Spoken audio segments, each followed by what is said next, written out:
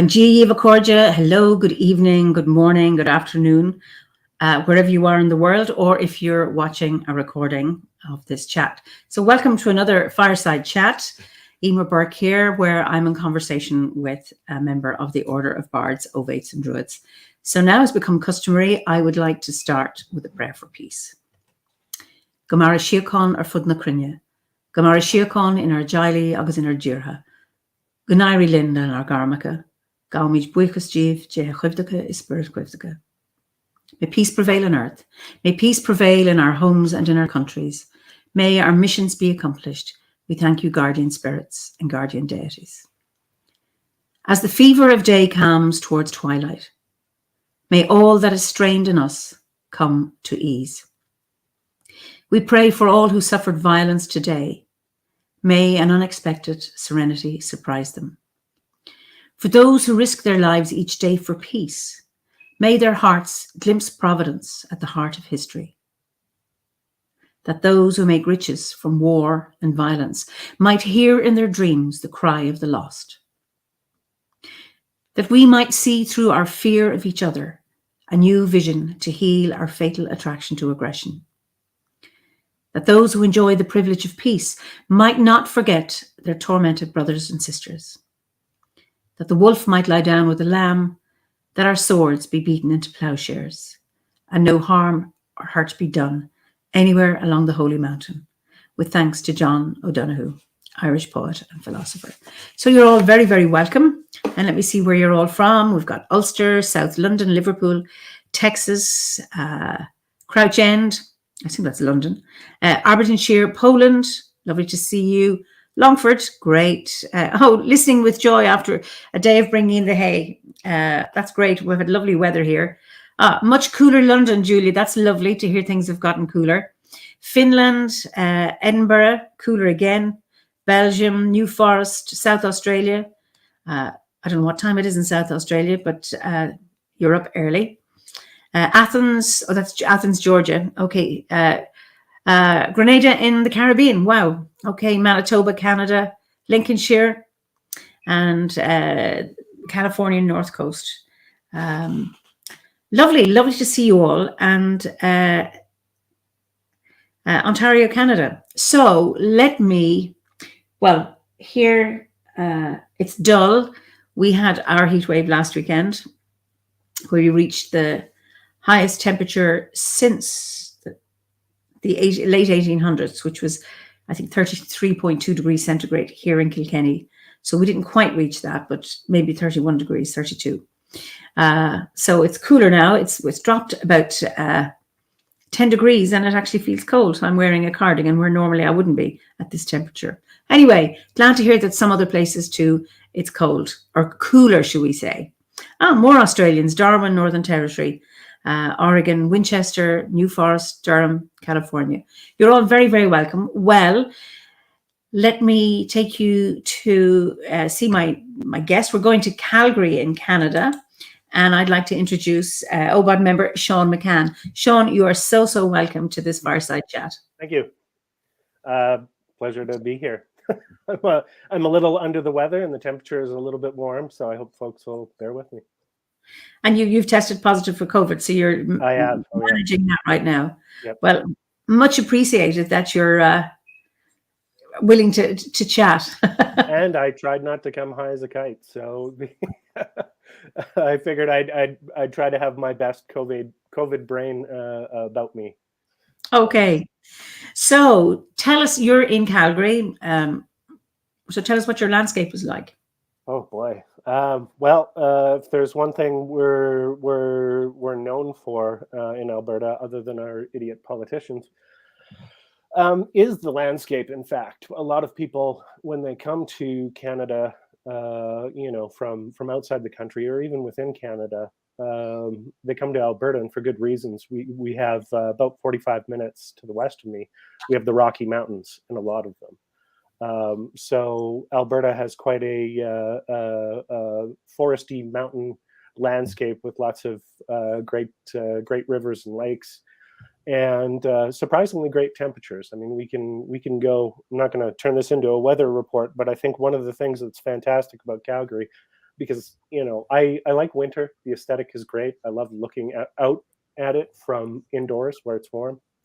And because we get the warm air over the mountains, which out here is called the Chinook, you know, we can go from about minus 20 Celsius to plus 10 in a day. So sometimes our winters are quite mild. Wow.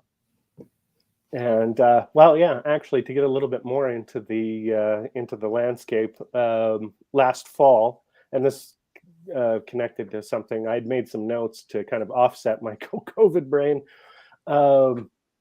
We had the opportunity, my wife and I had the opportunity to take a trip up through the mountains further than I had ever been prior, because I'm kind of a homebody, which I guess is, you know, not necessarily the best quality for a druid, as it were. I mean, I suspect there's a lot of us that are introverts, so that's not too surprising.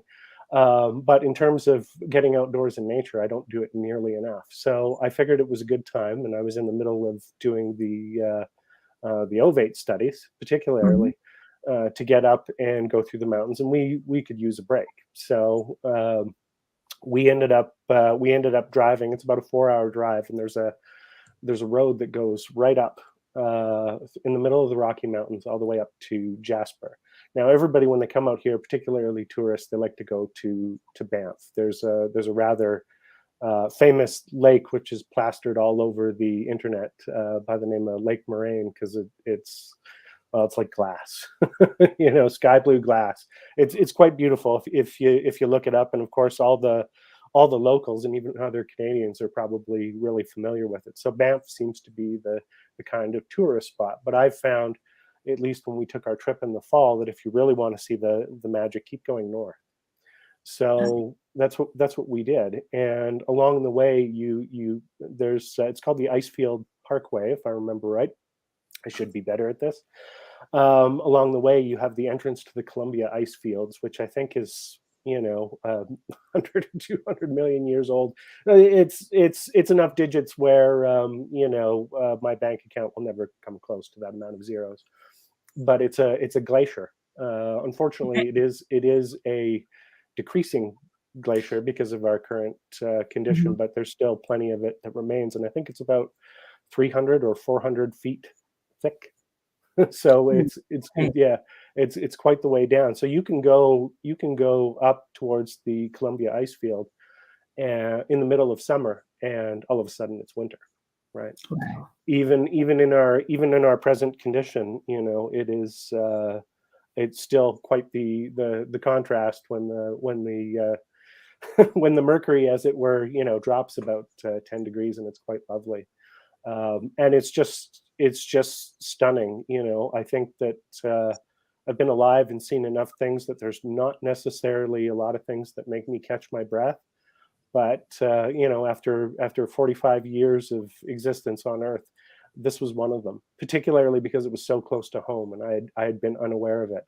And my wife has been all over the place, and I think taking the trip, or at least, you know, taking a trip was our idea, but where to take the trip was her idea. Okay. And I think she was stunned that I had never seen it before. And so, of course, it was immediately one of those things where you have to step and get out of the vehicle, because you're almost in another, you know, universe. It's heart-stoppingly beautiful. Wow. And so we ended up continuing on for several hours to go up north to Jasper. And the area around Jasper and Jasper National Park is actually what they call a dark sky preserve. So there's lots of things, you know, I'm a you know, city dwelling punk. And as any city dwelling or even town dwelling, you know, person knows, right? There's a lot of noise pollution, sound pollution, and light pollution, particularly. And this has actually been an area that's been designated, you know, under law. I believe it's federal law, not provincial law, you know, as a dark sky preserve, which means that there's a limit to what you can build, what you can do, what kind of light you can have, precisely so that you can observe the stars and the natural habitat. It is stunning. So we had the good fortune while we were out there, of course, to do a couple things, and one of them And one of them, of course, is to take in stories from like First Nations creation stories, for example. We had the opportunity to explore First Nations culture and spirituality locally in Calgary prior to making the trip, and then we went up to Jasper and had the opportunity. I mean, we built it into our itinerary to do that specifically on the trip. So we got to learn a little bit about the stars from that perspective, which I think is important because it's very, very neglected, right? Wow. So absolutely fascinating. So there's many threads. There's the druidry I'm interested in, and you're wearing a collar, and we're interested in talking about that. And also, I just want to start with your name. Shaun McCann is an Irish name. Yet you're what, Canadian born? Yeah. So yeah, I am very much Canadian, and I think, you know, whenever I encounter somebody who isn't Canadian, I think my Canadian notch goes up a little bit. So I tend to be quite obnoxious. You know, when I visit folks down in the States, I tend to be quite. I mean, I've dropped my level of obnoxiousness, but I used to buy, you know, tacky souvenir style Canadian flag shirts with, you know, beavers and the Queen and all, and, you know, and all sorts of stuff to just get absolutely ridiculous, to get as Canadian as I could, as stereotypical as I could. And, you know, I've toned it down over the last decade or so. But just the same, I like to turn it up when I encounter folks who aren't Canadian. But yeah, I do have a very Irish name, Shaun Patrick Michael McCann, even though my first name is the anglicized version of that. But, you know, I'm not going to give my parents too much crap for that. So so yeah, I'm Irish on both sides of my family.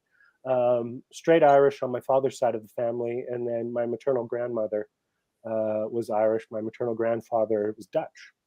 Okay. So coming from my father's side of the family, my dad was born in Montreal, Quebec, which obviously is very different from where I live right now.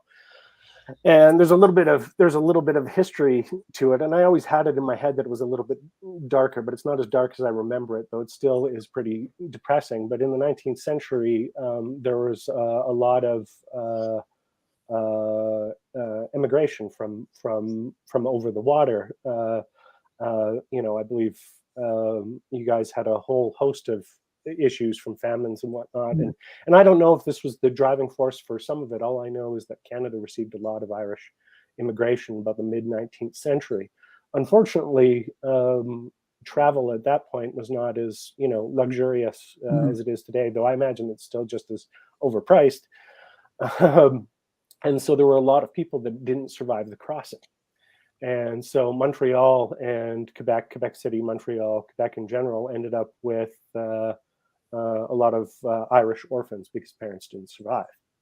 Okay. And so they were adopted into French families. Though they kept their Irish names. And there's actually, for anybody who's listening to this who's Canadian, if you're of an age with me, you're going to remember the commercial. There's a famous Canadian commercial which more or less tells the history of this. Now, I have to assume, I don't know because my father passed away when I was young, but I have to assume that ultimately this is the roots of our family, particularly because my dad was born in Montreal in the 40s.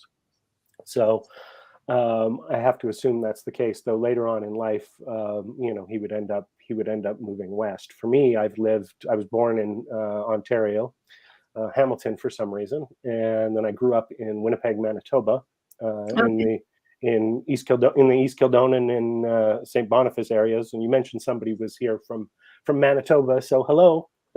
I haven't been out to Manitoba in ages, but it still feels like home, even though I've lived in Calgary for about 30 years. I don't know what it is. Maybe it's just I miss the mosquitoes, but which is the mosquito is the Manitoban provincial bird. So, oh, really? Yeah, and coleslaw is kind of the provincial food. So if you like coleslaw and if you like mosquitoes, Manitoba's the place for you. So I grew up in Winnipeg, and now I live out in Calgary. But yeah, so there's lots of Irish in my family, and I believe my grandfather on my father's side was born over the water.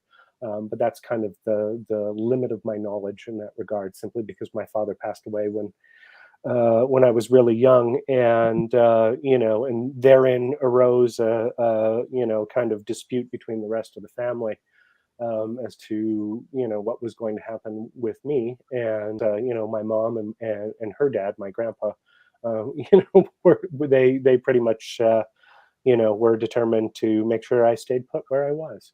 But so I was baptized Catholic growing up. Despite the collar, I'm not a Catholic. I am, however, a priest. That's worthy of some mention.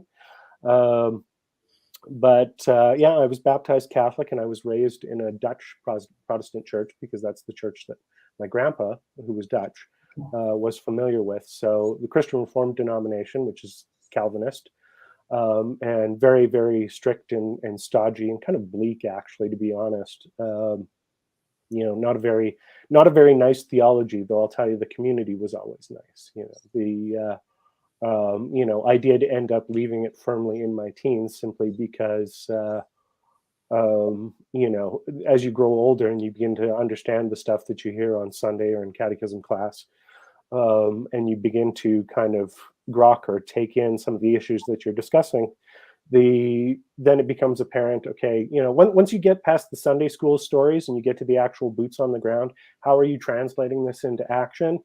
The way they translated it wasn't very nice. Women couldn't be ministers. They didn't like gays all that much. And heck, I'm not even sure they like dancing, right? I mean, I don't like dancing, but it's only because I can't do it. Okay. So I decided that obviously the idea of spirituality and the divine, and even Christ, was something that I was very, very comfortable with, but the rest of it was just a bunch of bull. And so, oh, sorry, go ahead. No. So what church are you in now, or what? So currently, and for the past 20 some years, I've been involved with the Apostolic Johannite Church. That's a mouthful. Johannite, as in John, as in the Apostle John. So if you think about the Roman Catholic Church, and its focus on Saint Peter, you can think about us in terms of John, the beloved disciple, the Apostle John. But we're also big fans of John the Baptist, and so we're an esoteric focused, mystically focused, ultra inclusive, Gnostic Christian church. So, and even though we have Christian in our descriptor, we have plenty of folks who are not Christian, explicitly not Christian, as members and even leaders within our community, right? We utilize the 7 sacraments. We make use of Christian language, and of course, some of the familiar forms of Christian liturgy and ritual. However, when it comes down to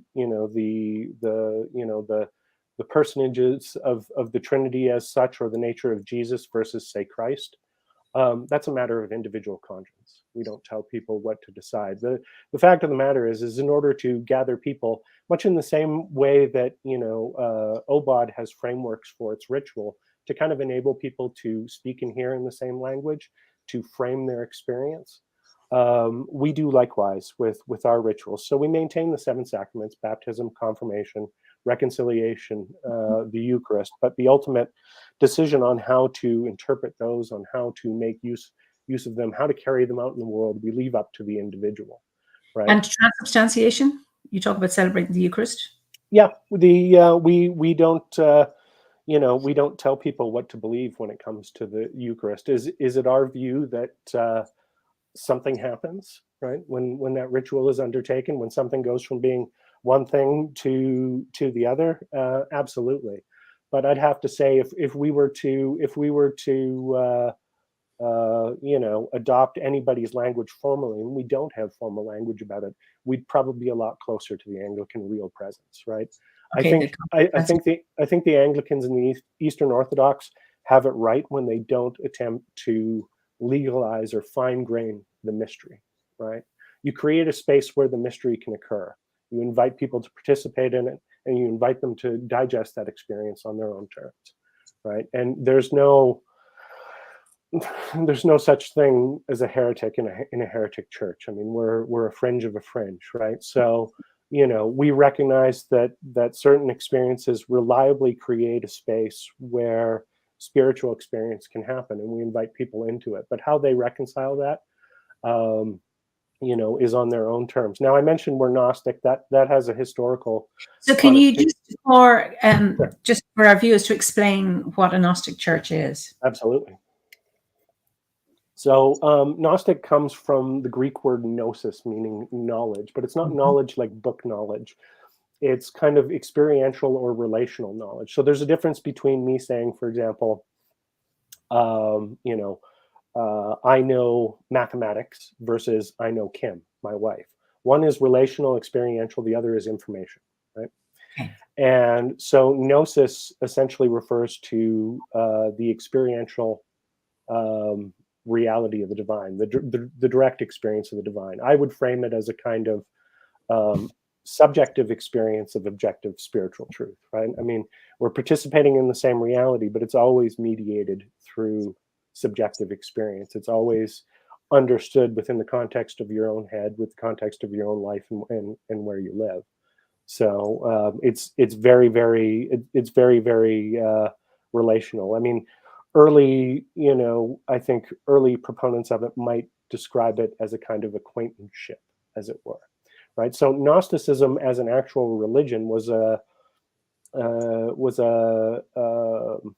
essentially a philosophy or religion that had its origins in kind of cosmopolitan pre-Christian Alexandria, where you have a melting pot of obviously things like Roman paganism, like classical paganism, Hellenized Judaism, that type of thing. But it only really kind of got its prominence or took its form in the sense that we know it, in having definition and practice, I would say probably within the first 4 centuries of the Common Era, so-called, right? And then pretty much that's when it kind of takes the form as we know it, fundamentally as a Christian heresy.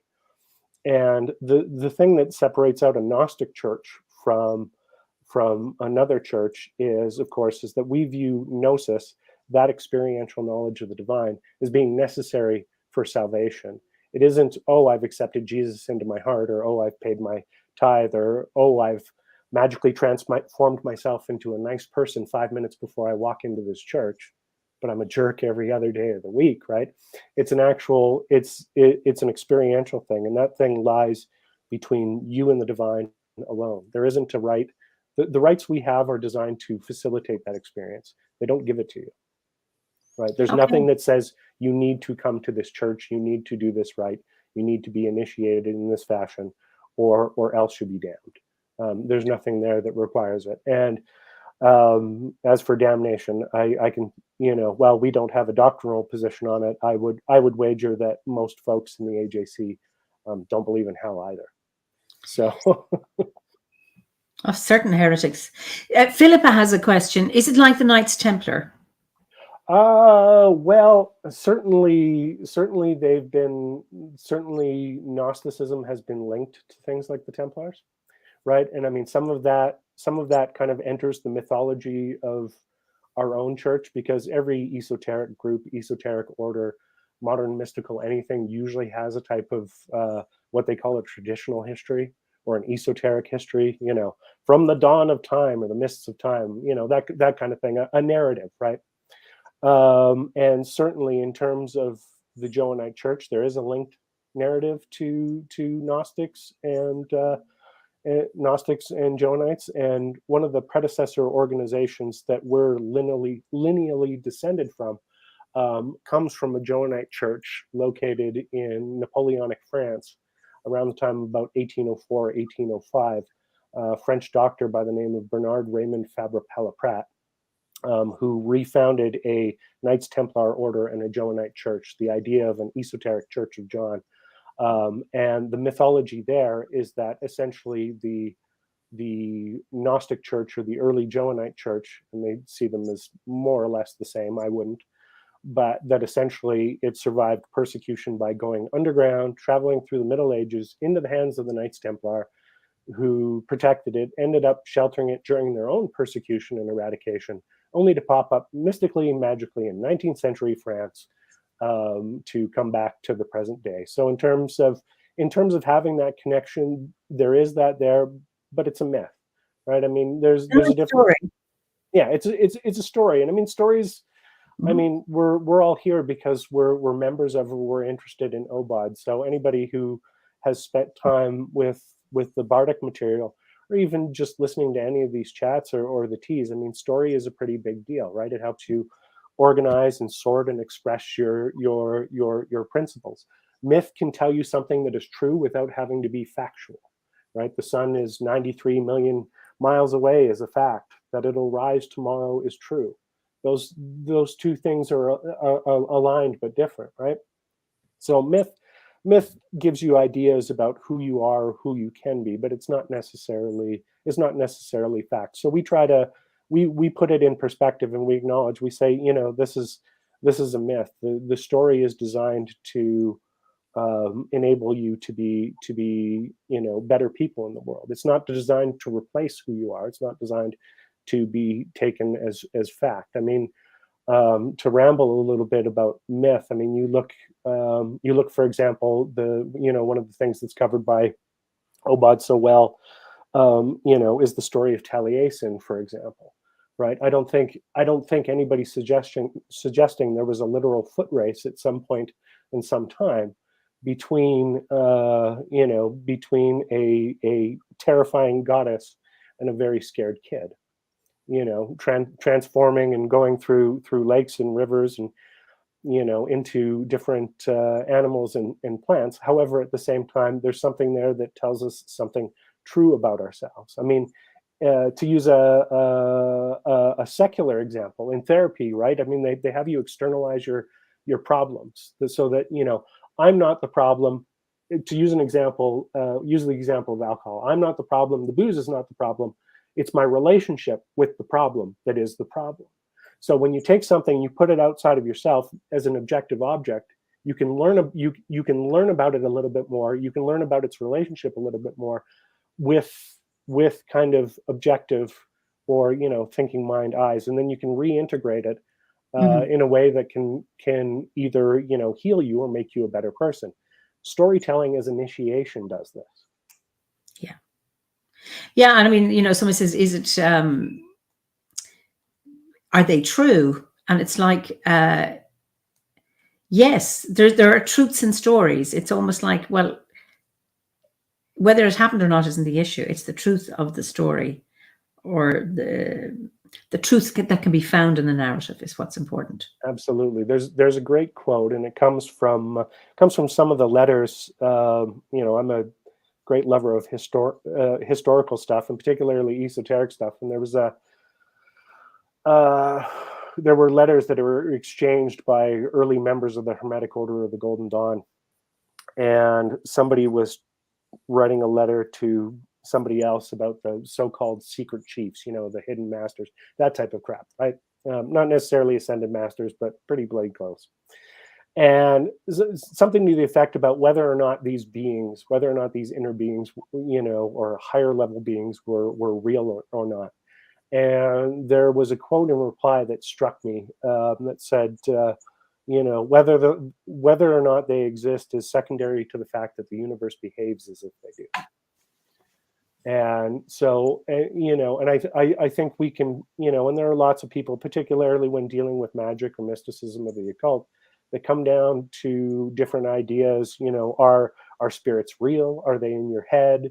What are they? And I think what they are, we don't necessarily need to know, but we can treat them as real to achieve a certain particular effect. You can either, if they're in you, then you have the opportunity to learn more about yourself. If they're external to you, you have the opportunity to learn more about the world. If they're somewhere in between, fantastic. You have a real opportunity to learn a little bit about everything, right? Yeah, Pat talks about the notion of myth, true but not factual. Somebody says true versus literal. Mm-hmm. And then Owen de Vardoon, who's a storyteller, couldn't agree more. There's a truth in every tale. And then Tina said, "This is really, one day we'll all be myths. Let's hope." This is up to make sure that we have good narratives to pass on. Poppy is Greek. She lives in Crete, and she says another meaning of gnosis is to recognize, which is a really interesting one. Gnosis to mean to recognize as well as knowledge. And there's something around when you talk about personal gnosis, that personal recognition. I like that notion as well, recognizing. Well, there's a certain quality, and we've said it, as Gnostics. I mean, we've said it of ourselves, and I've heard, my fellow OBODs. I love that term. I've heard OBODs use the term as well. The idea that when they encounter, the path, as it were, and I'll just use that just as a general phrase to kind of the spiritual path for the individual. When they encounter the path, it's not a conversion experience, it's a recognition experience, right? Finally, you have a name. You have a name for the thing you didn't know there was a name for, right? Yes. It's that sense of homecoming, right? Or having existed previously in exile. So there is a quality of recognition there when kind of the tumblers in the lock of the universe kind of roll into place. Yeah. And Eric says, and I agree with you, Gnostic and Jung, I don't need to believe, I know. Yeah. And that just makes so much sense to me. It's about not what I believe, but what I know. Yeah. Jung was big on Gnosticism, particularly because he viewed Gnosticism, at least as I understand it, particularly when you look at his Gnostic explorations, which kind of dovetail with his alchemical explorations, as almost a kind of primitive psychology kind of thing. Like he tended to tie in and view Gnosticism, magic, and alchemy as kind of the psychological process of individuation without having those terms, right? What their version of what we do today 2,000 years ago. Say that again. It would essentially be a primitive form of psychology or reunification, individuation, without the science of psychology. Essentially, that's what he viewed the Gnostics as trying to do, was a version of individuation, as I understand it. I know a lot more about Gnosticism than I do about Jung. So, what brings you? I take it you were obviously a member of the Johannite Church long before you joined OBOD. So, yeah, what was that journey from your church? You're a reverend? Are you a bishop? What are you? I'm a priest. I mean, that's the kind of when people ask me what I do, and obviously I wear a collar. I just tell them I'm a priest, but I actually lead the organization. So I'm its presiding bishop, which is a little bit funny because I'm not that old. I'm in my mid-40s. And I've been a priest for 20 years, going on 21. And the church was a lot smaller. I mean, we're already, pretty small. I mean, most of our groups are 5 to 20 people, and small groups. I mean, we avoid meeting in homes for a lot of specific reasons, because I mean, who wants to go over to somebody's house? So we meet in churches, and we do things in a very do you have your own building, or do you use other churches? Well, here locally we rent, but we do have folks that have more permanent spaces, though I don't think anybody owns their stuff, because Gnostics, well, and esoteric folks generally, and pretty much everybody as the world continues, is generally pretty broke. So yeah. Yeah, right. I mean, who's got the kind of money for real estate? Poor Gnostic. Okay. Yeah. So I mean, you look at any kind of esoteric thing, and it's generally a bunch of broke folks trying to get rich. We're not those folks, but the history of magic is all about getting rich. I mean, making gold. Well, there you go. Yeah. But so I've served as a priest for 20 years, and I also lead the organization, and that's because the person before me retired about 3 years into their role in their previous life. And a lot of our folks, clergy and laity alike, are spiritual wanderers, right? I mean, they've gotten involved in a little bit of everything. I mean, we're not hard, fast, and dogmatic. So we have members who are members of OBOD. We have members who are Wiccans. We have members who are Buddhists, and we have members who are Christian, right? So my predecessor, prior to his conversion experience to Christianity, was a Buddhist. Specifically, he had done the 3-year retreat in Tibetan Buddhism, Vajrayana, to become a Tibetan Buddhist monk. But he decided that celibacy wasn't his bag, so he ended up returning his vows. And while he was going to school and studying comparative religion, he had if I remember right, he had a Dominican priest for a teacher at some point. And his conversion experience, at least as I remember it, involved celebrating the Eucharist out in nature on a rock. So there was a large rock that was used as an altar, and he said the experience of seeing that with the local Dominican community was the thing that kind of got him to jump ship to Christianity. So, however, we've already established that he wasn't really big on celebacy. So he wasn't going to be in my seat. So okay. he wasn't going to do the Rome thing, and so that's when he discovered the independent sacramental movement, which has lots of overlaps with modern druidry. So the independent sacramental movement are tiny Christian churches, some Catholic, some Orthodox, some wildly heterodox like ourselves, who exist, have lineage of ordination, practice the sacraments, but don't fall under a larger church like, say, Constantinople, Canterbury, or Rome. So this makes for a lot of liturgical and doctrinal freedom. It also makes it a home for whack jobs, con artists, and cults of personality.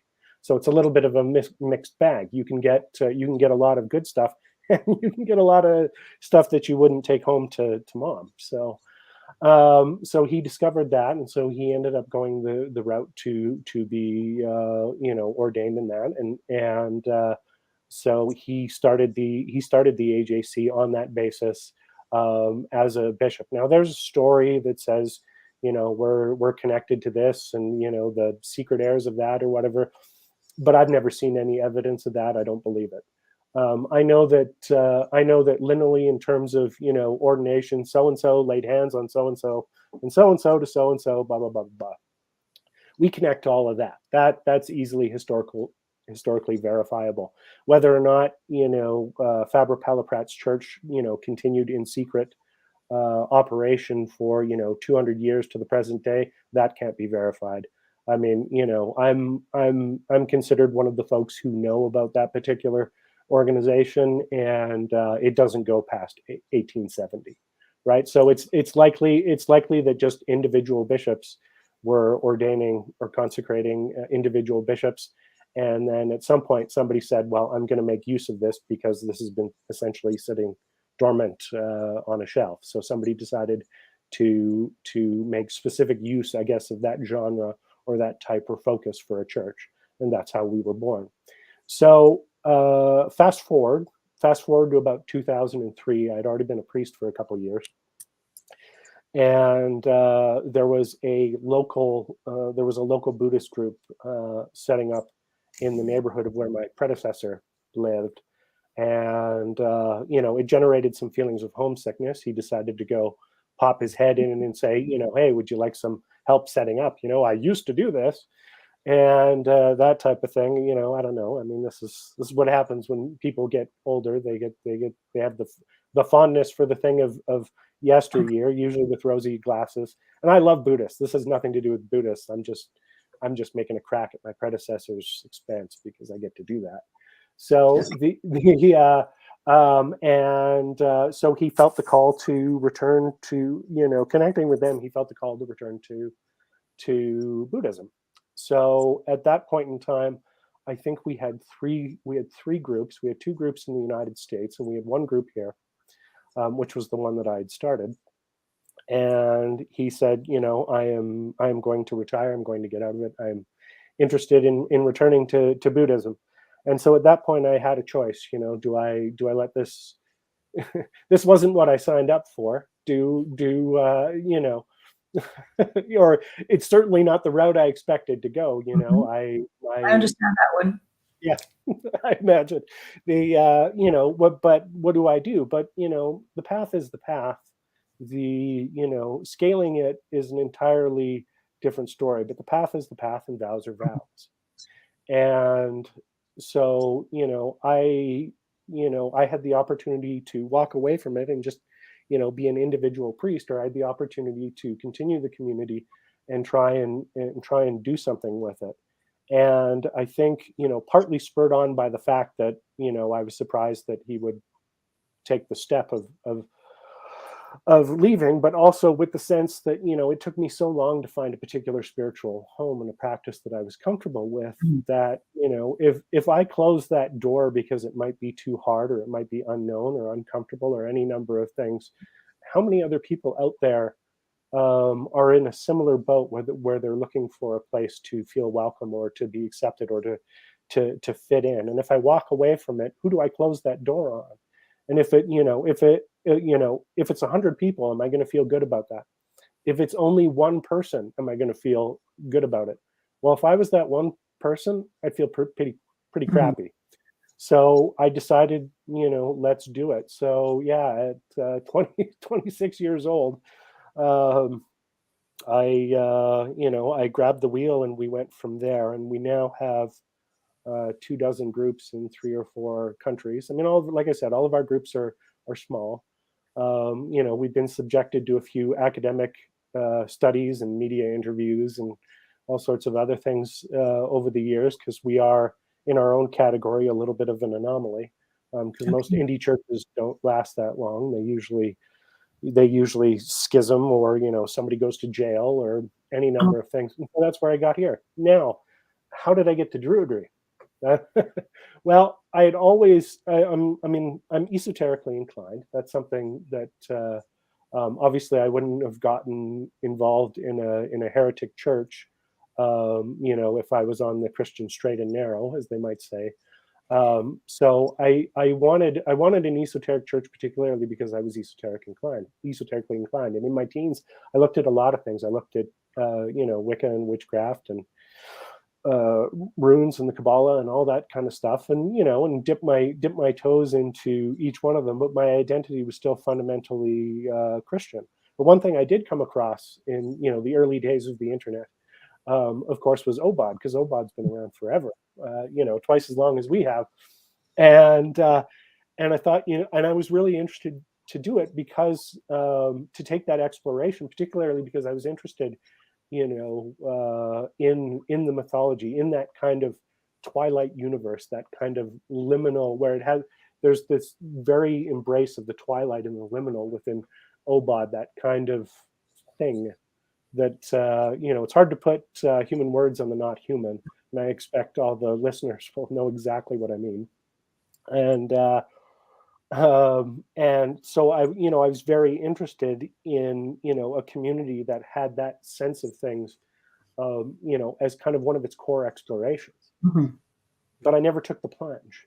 And, once I pursued my vocation, well, then it was kind of off. And then you got to worry about incorporation and, legal bills, and, doing the stuff that you actually signed up to do, like visiting sick people and all that stuff. When you take over the business end, the administration can sometimes kill the spirituality. So that can be, and folks who are, if folks who are leaders of groves or seed groups, don't let that happen to you. Be mindful of your own balance and your path. Sometimes the business stuff can be mind-numbing. But so once the vocation took over, including the paperwork, but also the nitty-gritty stuff, then it was on its way. And so we've managed to grow and expand and kind of widen our circle, and also our worldview. And, it's only been now in the last 6-7 years where, because now there's I have a really good team on board, where I could stop and take a breather for myself and say, okay, I don't have to personally run this thing every day. I don't have to dot every I or cross every T myself. I now have the time to engage my own spirituality a little bit more. And so we actually have some of our clergy who are longtime OBOD members. One of our bishops, Bishop Weaver in Colorado, has been a long-time OBOD member, and he was telling me about his journey. He said, you'd really like it. And I said, well, I looked at it years ago, and but I never took the plunge. And so I decided, I think it was 2015, 2016. So yeah, 6-7 7 years ago, Okay. I decided to take the plunge, and one of the better spiritual decisions I've made.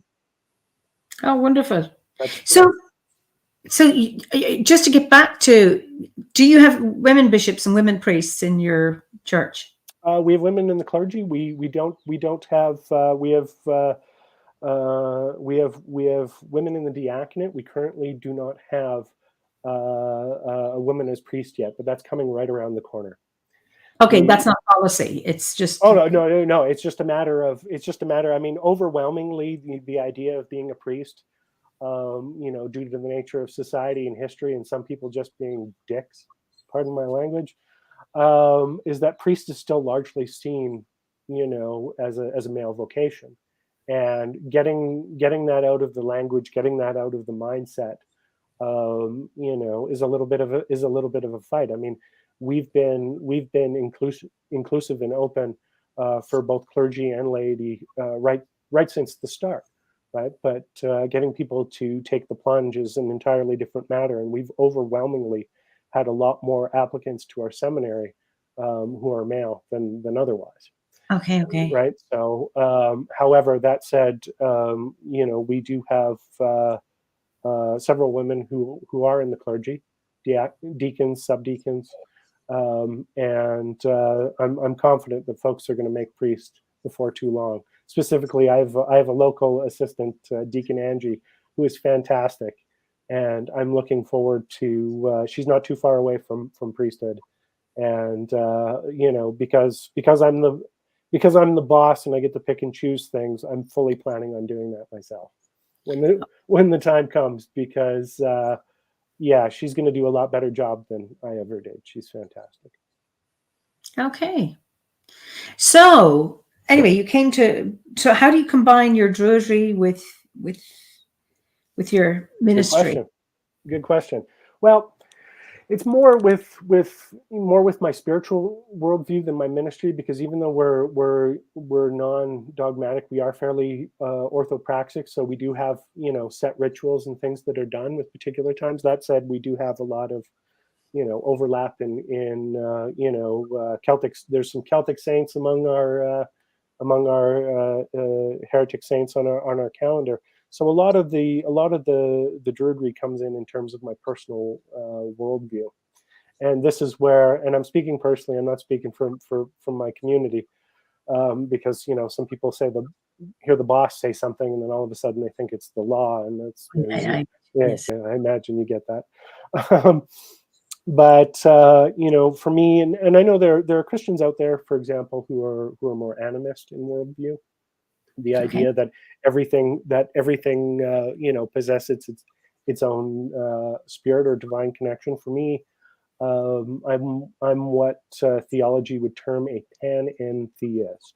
So it's kind of related, kind of sounds similar to pantheist, where from pan and theos, or all divine, or all is God. Pan-entheism would be all in God, as it were, or pan-entheos, to get into my very rough Greek version of it. The idea essentially that the universe is contained within the fullness of God, but God itself is bigger yet still, right? So there's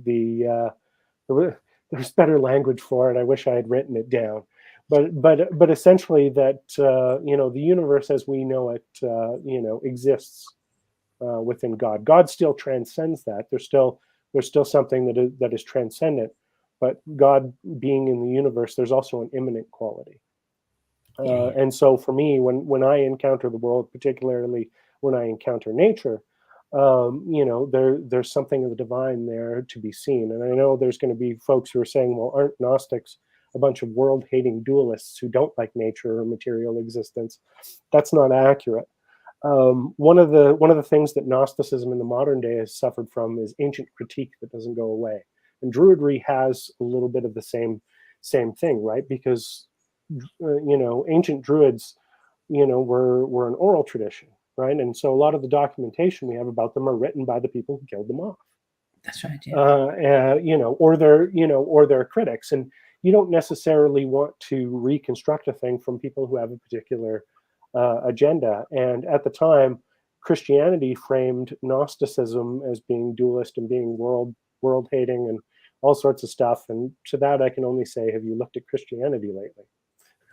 Because if ever there were folks that were uncomfortable in their own bodies, there's a lot of mainstream Christians, who have a theology precisely like that. There's a lot who don't. I don't want to paint everybody with the same brush. After all, I'm one of the others, as it were. But for us, the idea of a dualism or being world hating is that there's a difference between reality and the system. The system is the thing that we impose upon it, right? It's reality is morning versus night. The system is a 9 a.m. meeting versus, a 5 o'clock commute. Those are artificial things that we've superimposed upon it, and and often enough those become obstacles in our way.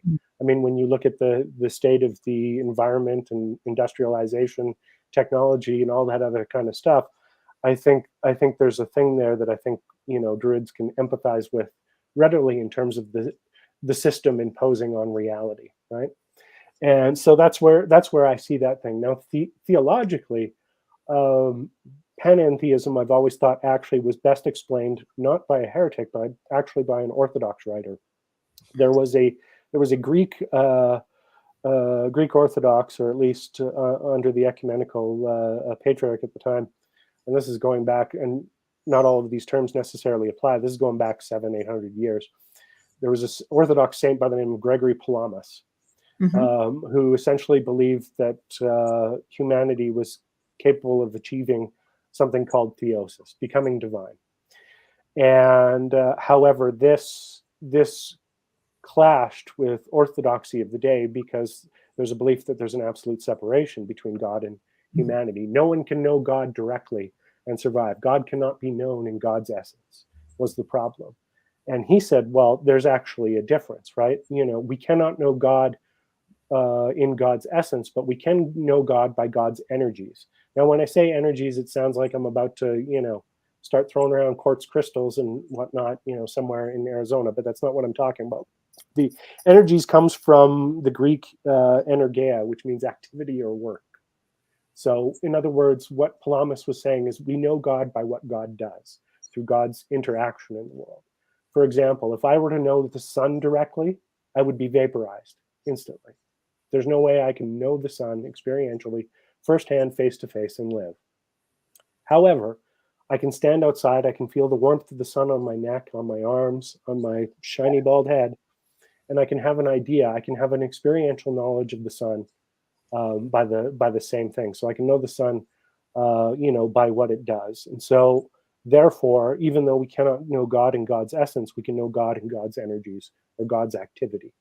And the natural extension of that theology is panentheism, the idea that because God's activity is the universe, that the divine is seated in everything that is, and that includes nature. And so nature, by extension, is itself divine. So so for me, I've found where my spirituality meets the world or meets nature is I tend to treat it in that respect. And and I'm using gendered terms for convenience, so forgive me, but I tend to treat nature as an elder sister or elder sibling, right? That the divine is reflected therein, and as a part of that acquaintanceship, that gnosis, that recognition that there is something that I can learn of myself, of the divine, and of it in its reflection, in interaction. And I think that's kind of important. I think it's important to come into contact with the divine within ourselves. I mean, that is the key to the spiritual path. However, there's lots of times where I roll out of bed, I look in the mirror, I'm brushing my teeth, and is that a zit? Is my hair turning gray? You know what I mean? I got to go to work, all these other kind of things. Sometimes seeing the divine in the face that looks back at me in the mirror can be a pretty challenging thing.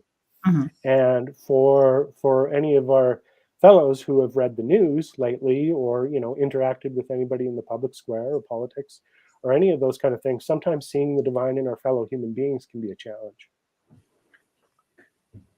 So Absolutely. if we can't readily see the divine sometimes in ourselves because we get in our own way, and we can't readily see it at all times in other human beings because we get in our own way, or to be honest, sometimes they get in ours, right? Where is it that we can encounter the divine free of the things that we put upon it, free of the system, as it were? Nature is one of those places. So that's kind of where my Christianity and my Gnosticism has met my druidry. That was a long, windy answer. Sorry for that, but I hope that helped. Okay. And are you a member of a grove? Like, do you I follow am. the year? Do you follow the wheel of the year? I try to. Yep. I mean, typically a lot of those things overlap with particular saint days or feast cycles in Christianity. That's Yeah. not a coincidence. You know, for example, we've got Lammas coming around the corner, and that's something that's common to pagans and Christians alike. You have things like Saint Bridget's Day and Imbolc, for example, that go hand in hand. So there's a lot of things where, from the practice of my vocation, I'm coming first from the perspective of vocation, but I always do my best to give a nod in that direction when I do. In terms of a local grove, we do have a grove out here. I believe it's the Chinook Hills Grove. I try to pay attention to what's going on around me. I have not had the chance to meet them, though I have parishioners in our local community who have, and they say they're fantastic. They've gone walking with them, and so I've kind of resolved to join folks for a walk. But in my secular work, I work in healthcare. So between healthcare and vocation, and also trying to convince my wife not to leave me for being too busy, my time tends to be pretty full. So I haven't had the opportunity to do it yet. But I do realize that there is a good active grove out here, and I watched them not too long ago because they were one of the. I've been able to catch the stuff online, and I was They able did. to. Yeah, They I did. was able to watch them. It was fantastic. And Jane Myatt, who's, I remember she was a guest of mine, an earlier Fireside Chat guest, who lives in Calgary. Yeah. I've heard. I mean, I've watched them in action from that perspective, and I loved it. And like I said, folks in our local community have participated, and they said folks were great. So I'm hoping to bring those two worlds together in a more direct way. Yeah, it's funny. There is a group in the city, but I've just kind of been holed up just simply because, well, there's a lot on the plate, right? So you work in healthcare. So just tell us a little bit about that, because you're really busy. Yeah, that's well, and it's been especially fun the last couple of years. Okay. Nothing fancy. I am a bureaucrat. I am a desk jockey, a pencil pusher, a number cruncher, that kind of thing. I work in nutrition as a dietary clerk at one of our larger hospitals, and that generally involves making sure that people don't get things they're allergic to or they're going to choke on. So generally involves checking, rechecking, and some planning out of dietary stuff for particular patients. That's also included, of course, things for, as we've seen throughout COVID, there's been a lot of folks who have ended up hospitalized or intubated in ICU. So that also includes a little bit of that end in terms of calculating the kind of, liquid, the liquid nutrition you get when you're not conscious and you can't eat physically. So in terms of stuff, it hasn't been numbers on a page. It's been names and ages and some really difficult circumstances where the desk job. There's been a couple of days where it's felt pretty visceral, right? But yeah, so I've been doing that for about 15 years, and it happens to dovetail nicely with the vocation because I carry a bag with my stuff in it, and from time to time, from various overlaps in my worlds, there are people who end up in hospital. So it's just a matter of simply, okay, so I'm just going to excuse myself from my desk and head upstairs, and I've done that more times than I can count, right? And so that has been really good, and all my coworkers and managers know what I do, because occasionally I get people pulling me aside because they want an ear, right? So it's been good to have not only esoteric or spiritual interests that kind of dovetail with each other, but also secular work that allows for the opportunity to make a bit of a difference. Wow. And you're a poet, aren't you? Not a very good one. But I write like I talk, and you guys have been listening to me for the last hour, so you can only imagine what it looks like in writing. Anyone want to hear a poem? Where do you get your imas from, or your aban from for your poetry? That's hard to say.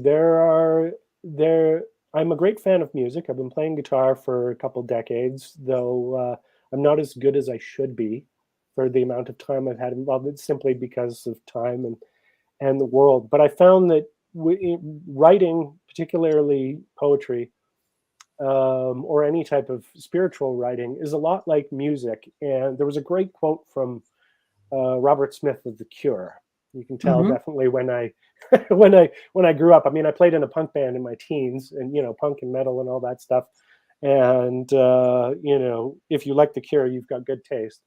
Robert Smith in an interview once said that making music was kind of, there's an element to it that's kind of, and this is a paraphrase, kind of like trying to shine coal into a diamond. It can't happen. It either comes out fully formed, as it were, or not at all. No amount of pushing on it is necessarily going to make it work. So it either needs to come out or not. And so I find that the writing process, whether music or poetry, tends to be the same way, that sometimes it catches and it's a wildfire, and other times, I couldn't rub two sticks together for a spark to keep me from freezing to death. So it really comes and goes. I wish I knew, because I would tap into it more. And I do know that environment makes a difference, if that makes sense. There are settings that are more conducive. So, which are more conducive? Do you go out into nature, or can you sit in front of your notebook or in front of your screen and do it? A little bit of both. I'm a fan of all things twilight, of all things liminal, and I find those things that are neither one thing or the other, tends to create that there's a space where you can make the higher and the lower match, the inner and the outer, where you find that kind of alignment and things just click. And so I find that dawn, dusk, those type of things, I find those things a little bit more conducive to creating that space inside my head. I mean, water takes the shape of its container, so I try to place myself in such a cup as to generate that feeling, I guess. Brilliant. So there are a few people who would like to hear some of your poetry. Well, then you get what you deserve. Sorry, I mean that in a nice way. My stuff isn't that great, but if you're asking for it, well, it's your own fault. Well, I've got two pieces here, and one was written because it was we were just in the first kind of gasps for no pun intended, gasps of COVID, and obviously there were a lot of anxiety, within our work community, within spiritual community, and just out in the world, lots of anxiety, and kind of what do we do next? Where do we go next? So one was kind of written with that in mind, as I kind of worked up that process for myself. And the other, honestly, was just I was on my commute to work in the middle of the fall, and I love fall. Had I the power, were I the tyrant of the universe, it would be fall year round. Okay. And I mean, I like spring because it also has that kind of in between kind of thing, leaning towards growth. But fall has that in between thing with with a hint towards the decline that is Yeah. just enough to remind you of your own mortality, just enough to place things into focus, while at the same time still being a time of harvest and beauty. It's a reminder of boundaries.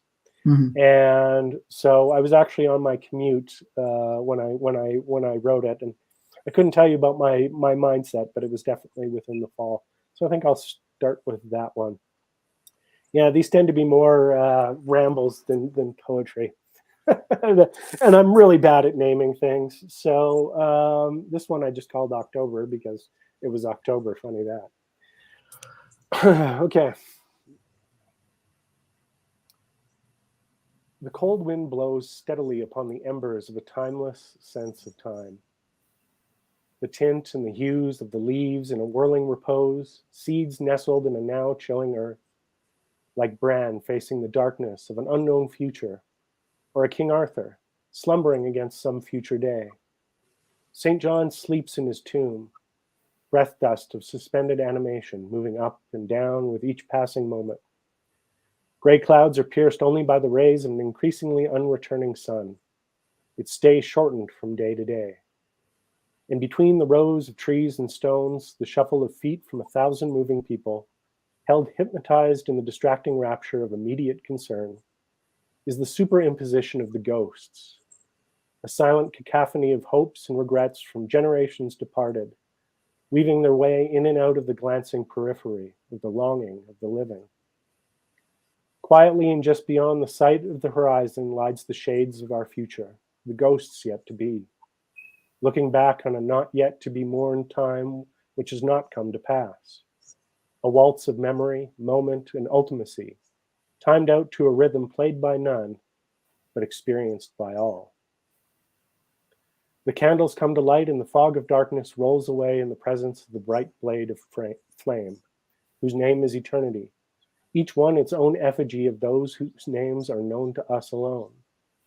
The monuments of cross and sprig and column call our hearts upward and onward, while the gravity of the body pulls us down and plants us in the body of the world, stretching us between the past and the future, the height and the depth, the inner and the outer. The thinning of the veil, the soft barrier which keeps 100 worlds at bay, makes its strategic retreat for some small victory of meaning against the chaos of the finite. Wow. Beautiful. Thank you. I'm not a very good reader of things. I typically work better with, prayer books. I thought you read it very well. Sean Clancy says, fantastic. Not a ramble at all, but a lyrical commentary on transition. So inspiring. Thank you. Jay Gardner says, sounds nice to me, fella.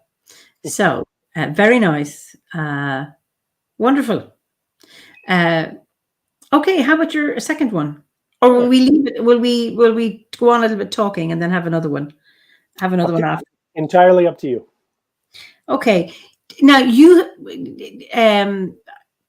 wrote an article on druidry and Christianity, didn't you? I did. Yep. And that's on the website for anyone interested in it. What's the title of it? I don't think it's up yet. I'm not sure because I think there was a mention maybe by Maria at the time that they were working through some web bugs. So I'm not sure. I'm not sure if it's been up, but it's supposed to go up at some point. It's called The Voice of the Divine, and it's kind of about the relationship of Christianity and nature and druidry, both from spiritual perspective and also a little bit of a historical overlap. Great. Anyway, so watch the space. So people, I found myself there. That was very beautiful. Loved it. Thank you, beautiful. We want to hear more. I closed my eyes and I went away. So anyway, you're getting lots of positive comments here. No, it's awfully kind of folks. Thank you. To your piece. So,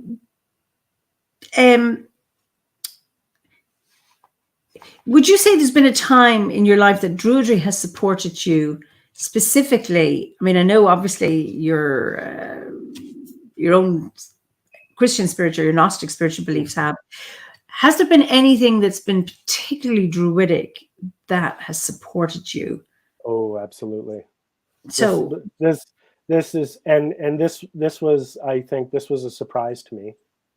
You know, and I shouldn't be surprised, but at the same time, you know, because the events themselves were a surprise, you know, that chances are, you know, the surprising rises to the surprising. I don't think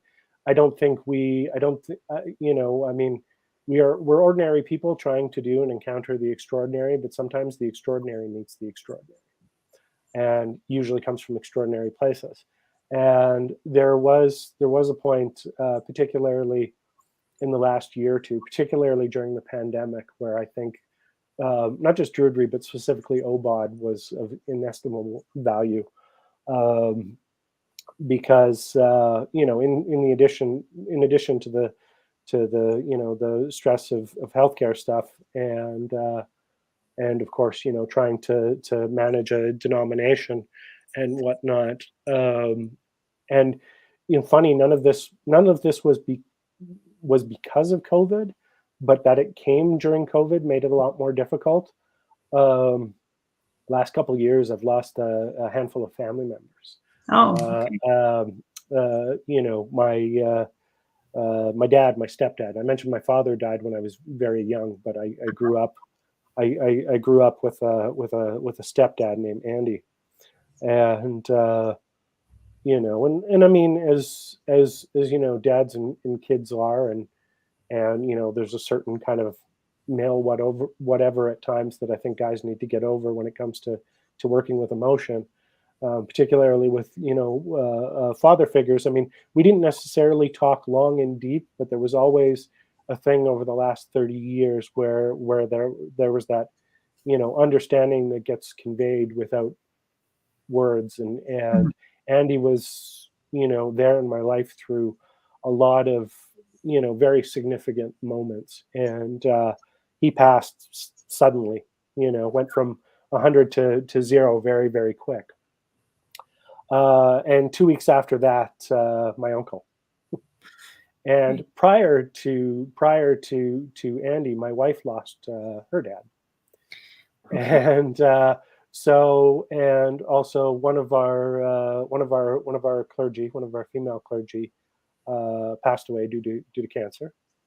You know, I also had a friend who suicide I didn't see coming, and that one hit particularly hard because as clergy you spend time training and doing stuff, particularly with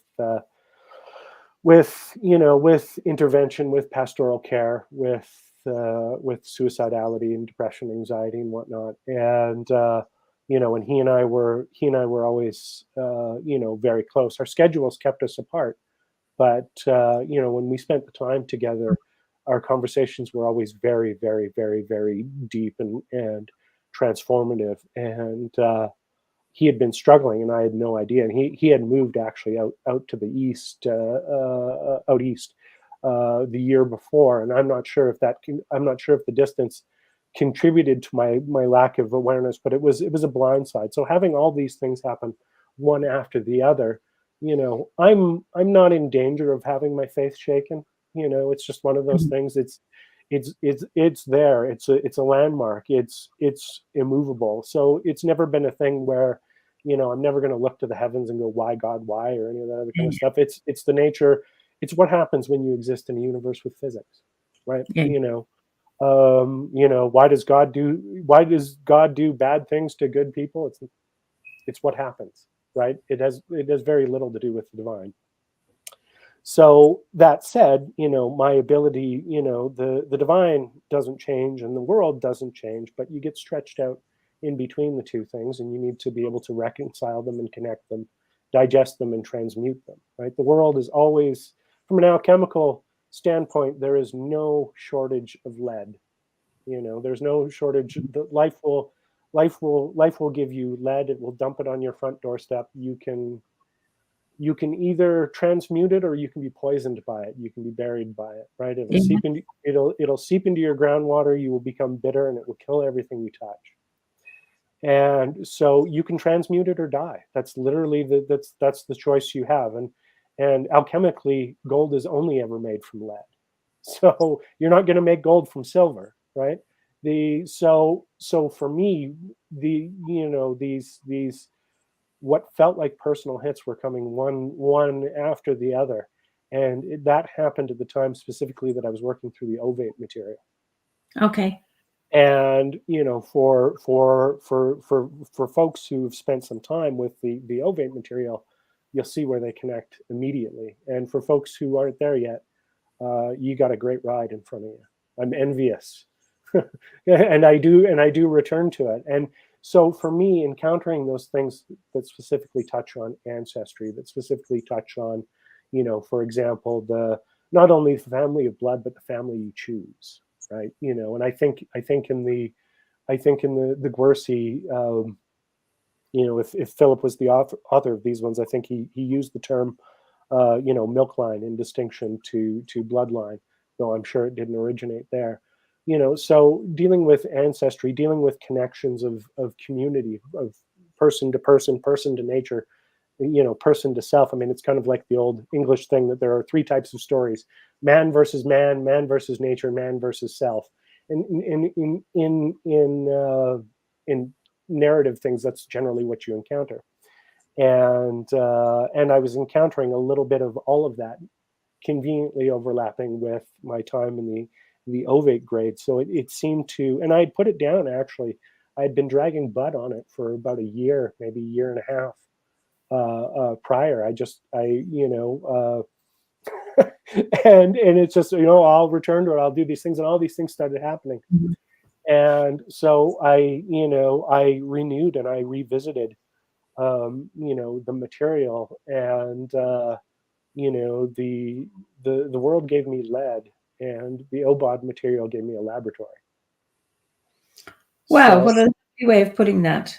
And so, so I began, so literally the things that the material and the practices and the meditations, and the myth and the legend, and, and even the, the herbalism, things like that, naturally clicked into place with the experiences as I had them and as I was having them.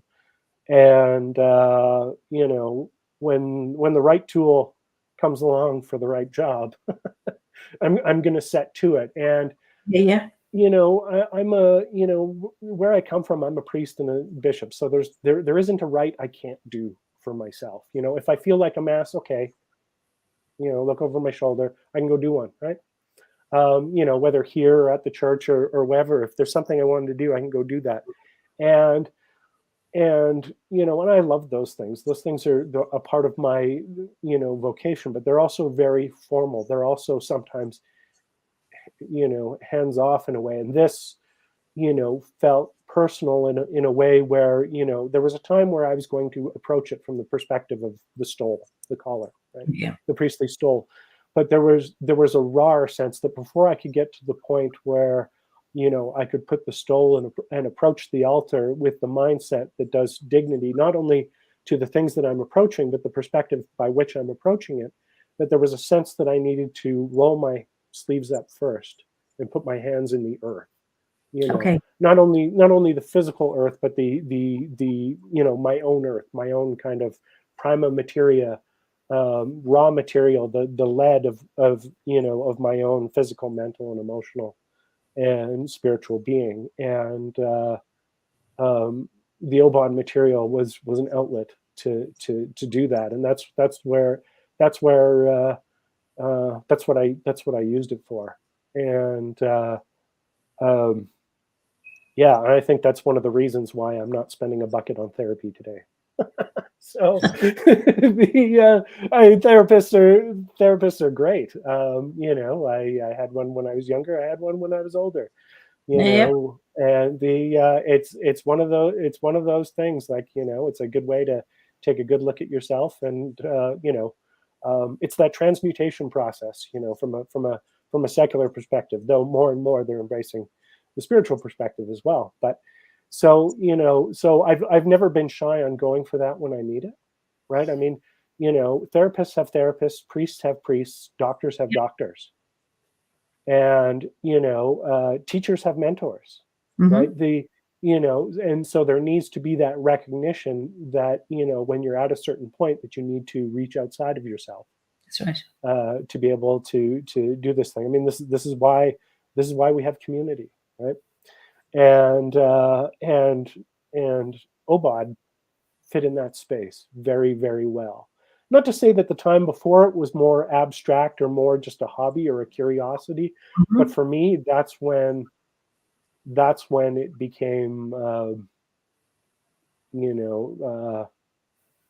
fully experiential. That's when, I mean, the entire thing is designed around experience, which is one of the reasons why I love it. But when, when experience and knowledge meets application, Wonderful. There's something wonderful there. So yeah, so that allowed me to process grief, to also think about, to think about their legacy, but also to think about my own a little bit, right? To think about the the downline or the downstream from myself beyond to family, to community, to other people. It was the OVADE grade places you in context. Wonderful. And the experience of mortality places you in context, right? But the OVADE grade has the ability to do that with story, and I think that makes those experiences easier to deal with. Wonderful. Karen says, my thoughts exactly. Druidry has given me tools to deal with all sorts of emotional challenges. Yeah, and I think it's it's a spiritual development part, but it's also a personal one. Yeah. And it's a great set of resources to help you navigate your way in the world. And it's just lovely to hear that. And the idea of the world is, or life is giving you lead, and the OBOD is giving you a laboratory, to convert that into gold. And that's quite poetic for someone who's a rambling poet who is very good. I just wanted to say that. It was beautifully put. And John King, who was a guest a few weeks ago. Hi, John. I've just finished the OBOD and found it opened up and answered many questions for me. A wonderful opportunity. And Tina says it saved my life. So it's really interesting to I'm always, what an interesting journey it is for people. So for some religions, it's like, give your heart to Jesus, you're saved and you're going to go to heaven. And that's where it's at. And yet when we look at the journey through the various grades and what a journey and what a support or it has provided people to answer questions, to prevent or present them with challenges and ways of managing it. It never ceases to, I suppose, blow me away or surprise me. And yet I shouldn't be surprised, but I just love hearing how people have benefited from. Well, there's an always new quality to it. Also, I think the particularly, I mean, there's a saying that says, the voyage of discovery is not about seeing new lands, but about having new eyes. And I think so. They're encountering, and this is one of the reasons why, for example, I try to participate occasionally on the internal forum for the Guernsey, the Druid Grove. Hi, folks. Oh, I did say I was going to make a little shout out to. There's a couple folks on there, Wanderer, Leowen, and Druid Flower and whatnot. They've been very welcoming as I've posted over there and reading some of my stuff. And I promised I would give folks a shout out for folks going through the course. It's almost like an additional set of Guernsey. Listening to reading people's commentary and the way they practice gives you a whole new perspective on the thing. So, and because it's been around for so long, there's buckets and buckets of it, right? So for folks who haven't explored the OBOD forum, you should. There's lots of great stuff in there. But where was I going with that? Well, I'm just going before you. Just this. David says, finding OBOD seems a reflection of my own soul's journey through stages of healing and the movement towards wholeness. Each phase took me into nature, church, recovery, community therapy, new thought, and now druidry, which contains and combines the all. What I really like about OBOD. Great interview. Thank you, Dave. Well, I have a very good guest.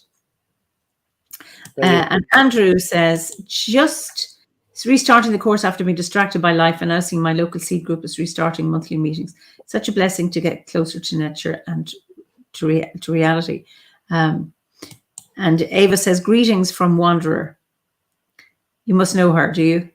Yeah, that was one of the folks that I was referring to. On Hi, Ava. I was in Germany recently, and Ava was there as well at OBOD Nice. International Gathering there. So it's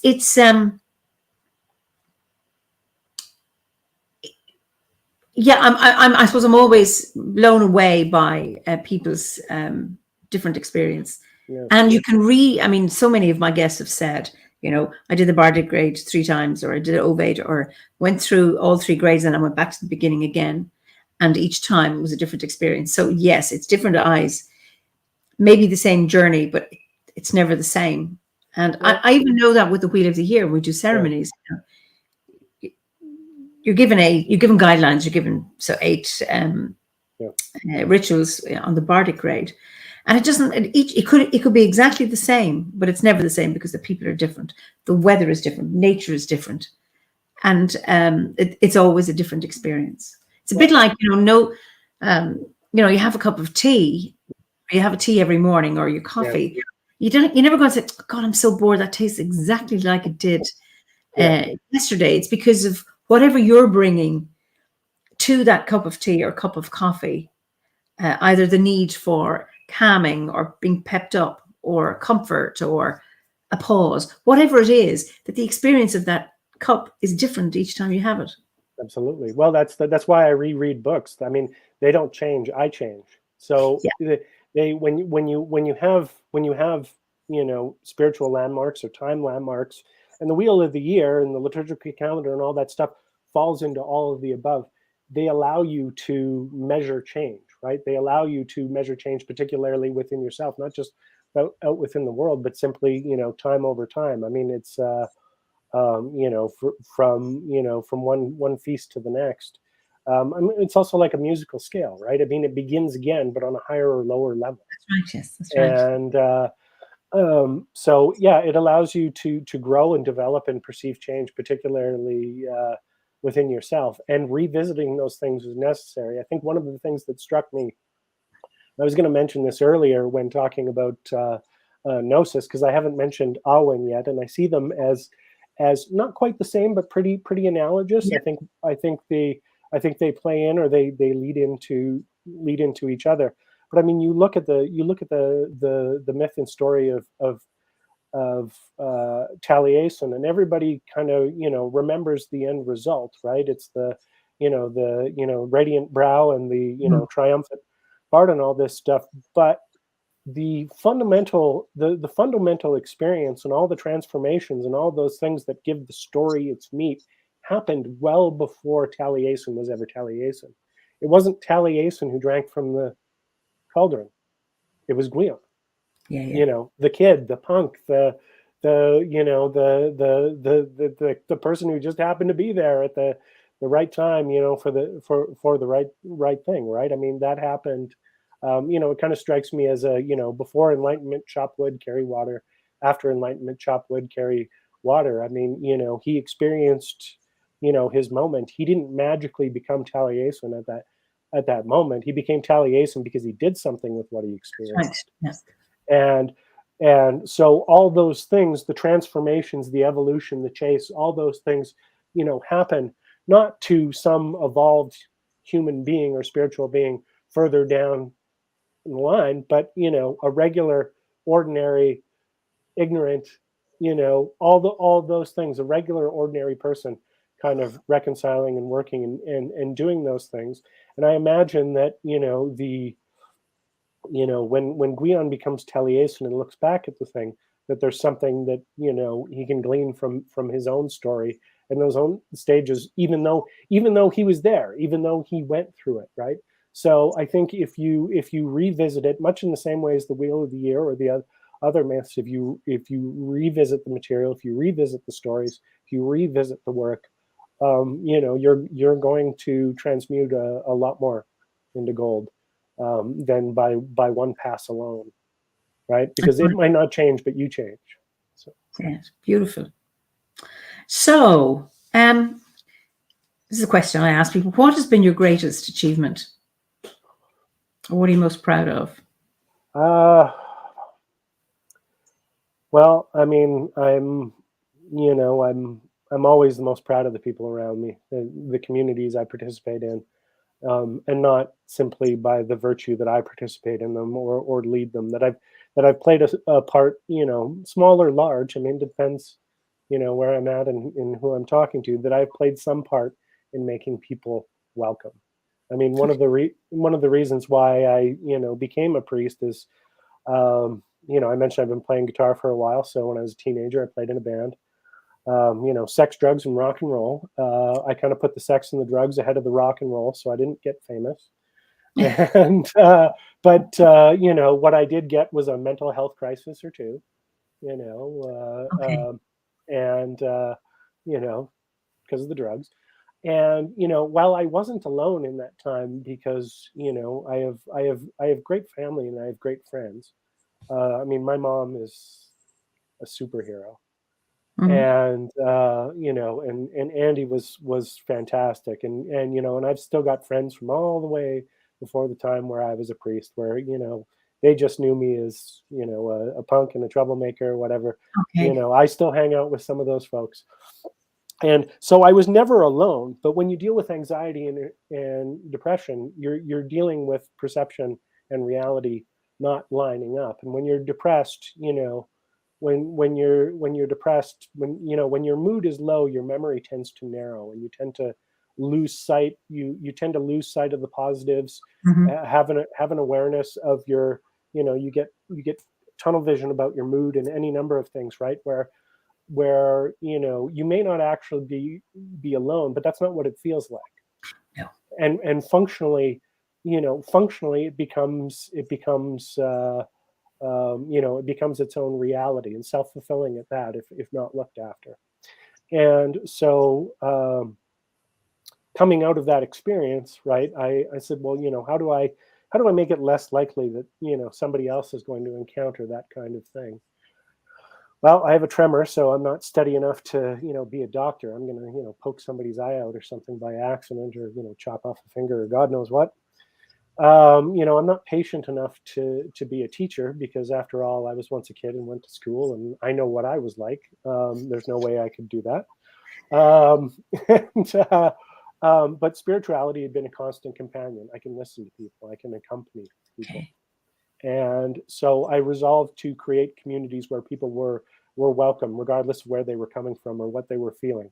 And so the ability, to bring it back to your question, the ability to participate, facilitate, or add a force multiplier to communities who have that kind of thing at their heart, whether it be the AJC or OBOD, is probably the thing that, in terms of spirituality, I'm the most proud of, because it's got to do something, right? If your spirituality doesn't inspire transformation for yourself or for others or for the world, if it doesn't make a meaningful difference beyond a fantasy in your head, or the external beyond your nose, then what's it good for, right? You have to be able to do something with it.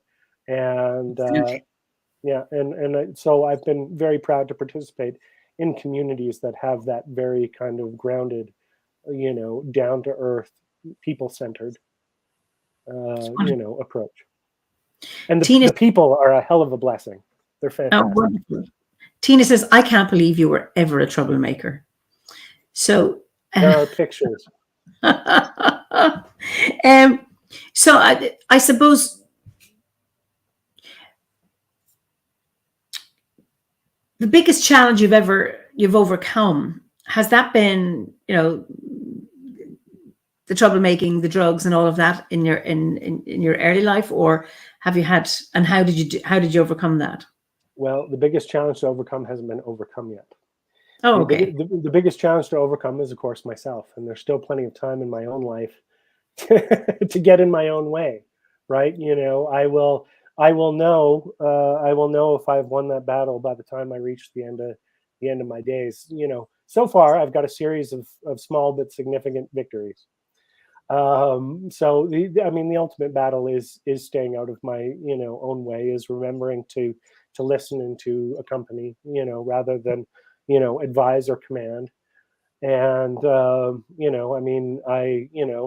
I like many other people, are potentially my own worst enemy.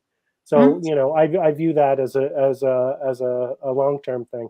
In terms of in terms of challenges already to overcome, or that I've already overcome, I would say winning the long-term struggle against my own mood, against my own anxiety. I mean, there are still moments, of course, where it comes up, but I mean, this is why you have tools. This is why you have things in place. So so that war is won, and now it's just little day-to-day skirmishes with the things that annoy me and piss me off, including myself, especially myself. Yes, it's good to recognize that sometimes you can be your own worst enemy rather than it out there, somebody out there. And if you are your own enemy, then you can change it. Yeah. You have agency to be able to deal with it and make the enemy part of you your friend. What's the most reckless thing you've done? Most reckless thing I've done? Yeah. Oh Lordy. That you'd like to share. Well, I have my mom on Facebook, and I had mentioned to a few folks that that I was going to be doing this, and I'm pretty sure she saw that post. So I don't know if she's watching this or not. She already knows most of it. See, I grew up with one of the reasons why my troubled times were extra fun is because my mom worked all her life as a social worker. Okay. And so the fact that her kid was a troublemaker, so you got to test her on that one. Well done. Was a potential thing. But yeah, I mean, there were a couple moments where I did some incredibly dumb things. Like I thought I would race a train, across the tracks, that type of thing. Running across it, not alongside it. No, not alongside it. Are you kidding? I've always been too chubby for that. But beating it across the tracks, that was a lot closer than that was. I mean, I'll put it this way: I could feel the heat of the light on the side of my face. Oh, Christ. And how many times did you do that? Once? Yeah, I think I was 17 at the time. Yeah, and you did it once. Once. Okay. Because by the time I got over to my friend's place, that's where I was going to crash, I was 17 at the time. When we got in the door, we got our shoes off and our jackets off, and everybody else had gone downstairs to the rec room. My buddy had pulled me aside to talk to me about it. Only there weren't necessarily a lot of words. He grabbed me by the front of my shirt, put me up against the wall, and basically said with a lot of 4-letter words, "If you ever do that again, if you survive, I will kill you myself." Okay. So apparently it was a lot closer than I realized, but I was also inebriated at the time. So. Oh, cripes.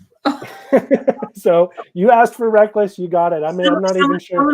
Someone who's looking after you, your friend, and Yeah.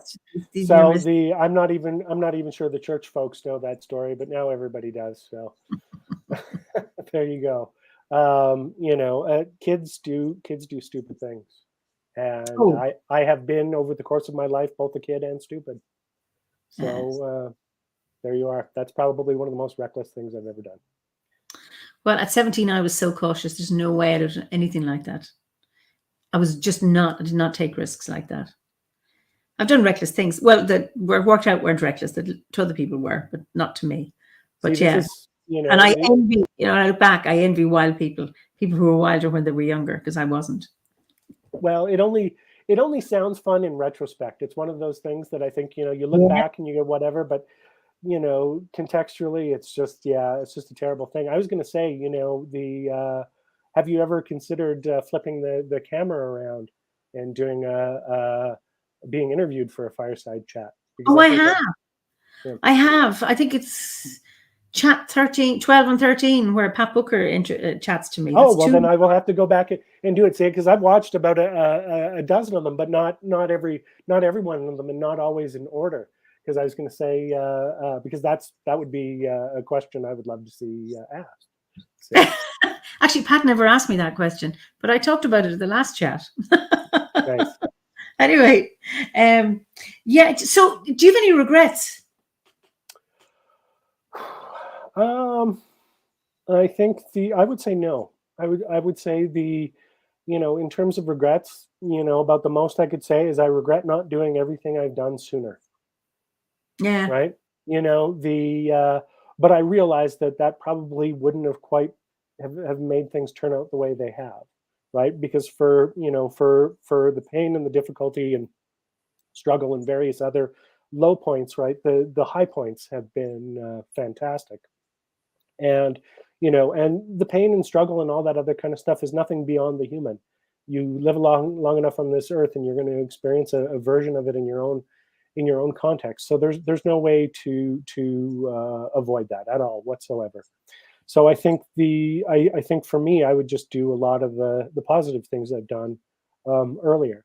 Being a priest, I don't think I could have been a priest any younger. I No. probably could have started playing guitar earlier or writing earlier.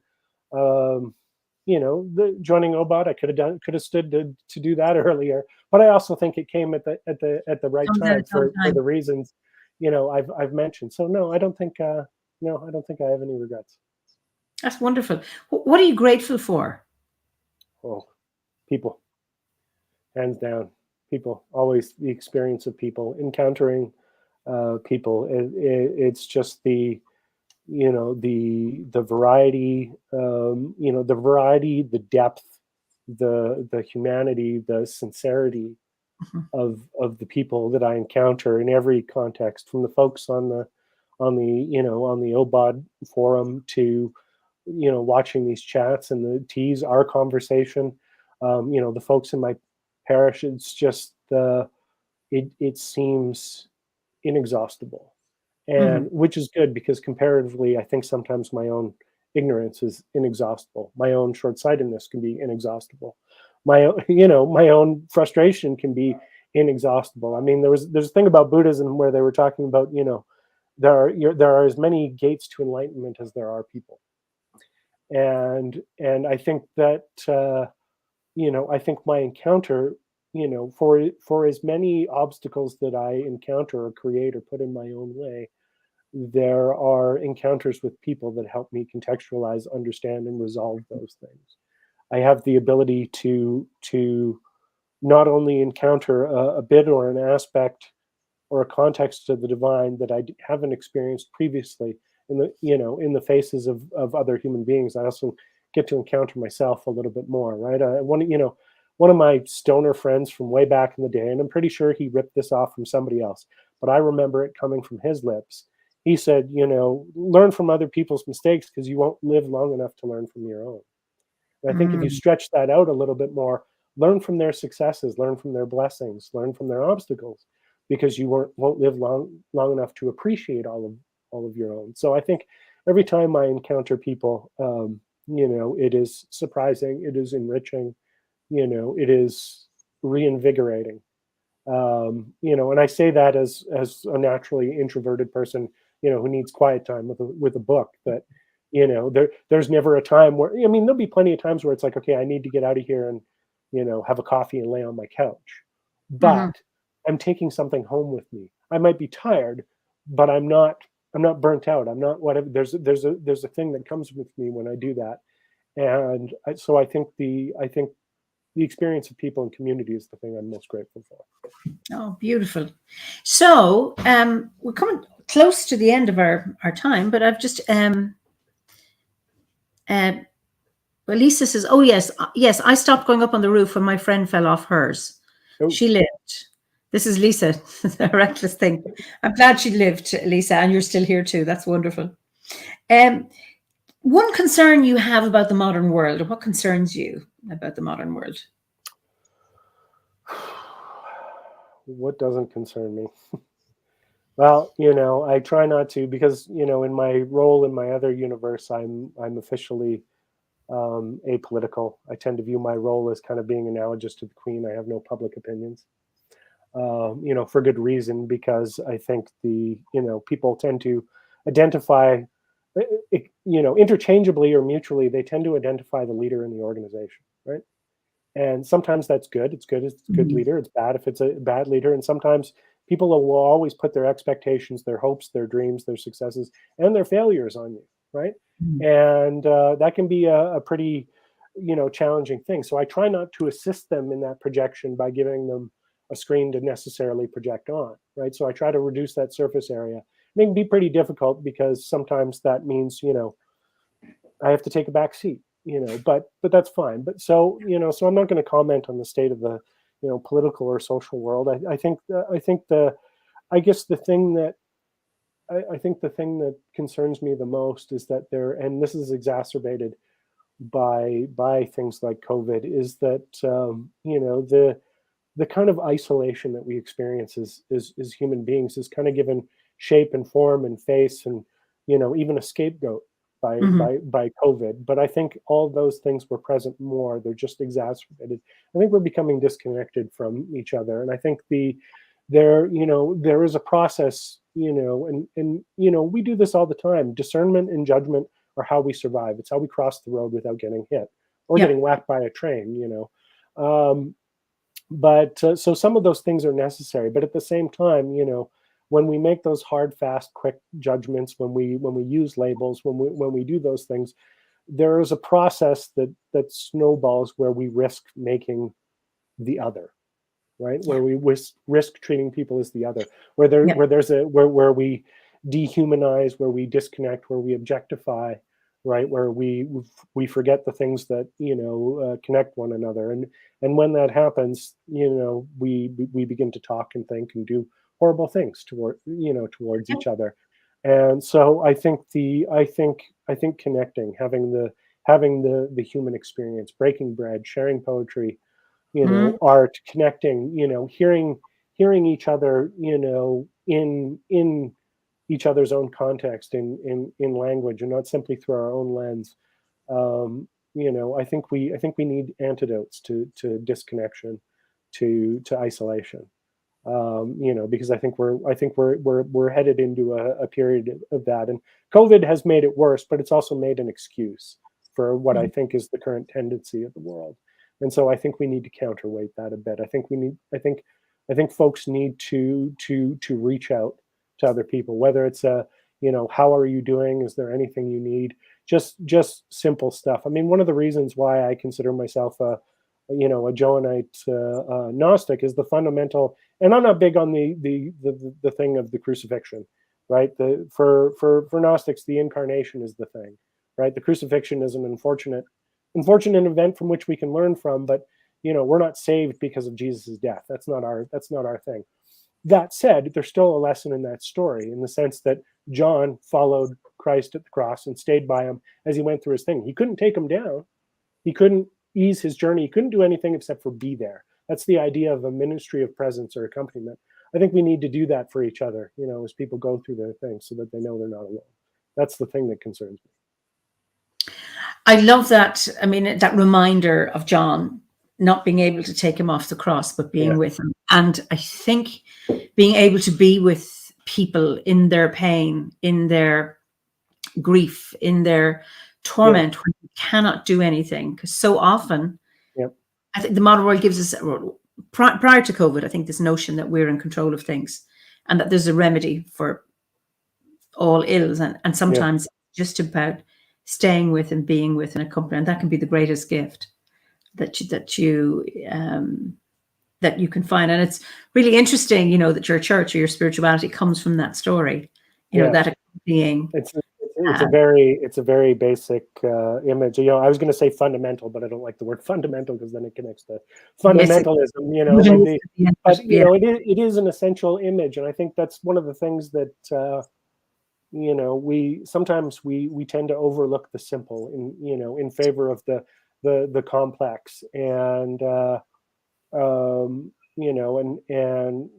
because it's simple, we dismiss it. But people need that kind of companionship, that kind of accompaniment, right? If it needs be more complex, if it's more complicated, let them bring that to the table. Just offer what you're able, and scale up or down as needed. But the idea, I mean, some people say, well, what could I possibly do, or what could I possibly offer? That's crap. Put it out there. Just say, what do you need, or how can I help, right? asking that can be really important. Mary Lane from the Netherlands, holding space. Lisa says B, holding space for others while they allow their grief to surface to be healed. Yeah, that's from Hi Trudy from Australia. What does Lisa say? Interesting, because she says, I look at online chats as a big party line. It does help. I was caring for a cancer patient, so couldn't afford to get COVID. So it's a big deal now to go on a plane. Okay. So what gives you hope then? Well, one thing I was going to, sorry, that reminded me of a thought. The thing I was going to mention that's kind of aligned to OBOD is there's the story of the Grail and the Fisher King and Percival, right? The simpleton who finds the Grail. And I mean, as they tell you often, I mean, the definition for trauma is that it's a wound. And yes. the Fisher King Amfortas, experiences a wound, a literal physical trauma, and the solution to that trauma, is the simple question of what ails thee, right? Percival, that Percival in time asks that simple question to, not what's wrong with you or what did you do, but what happened, right? How can I help? And I think it is that simple, and I think we complicate it. Sorry, the question was about hope. Yeah. What's my biggest hope? Oh, I don't actually know. I don't.